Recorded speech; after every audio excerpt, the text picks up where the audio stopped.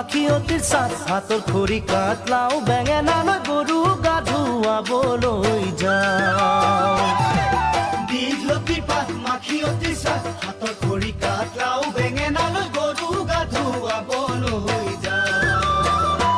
আহিয়ে পাব লাগিব কিন্তু চুৰিয়াখনৈ ককাইদেউৰ পাঞ্জাবী চোলাটো দিবি নোসোধাকৈ চহৰৰ বিহু মেলাত হুঁচৰি গাবলৈ যাব যে লাগিব আজি আমাৰ গাঁৱৰ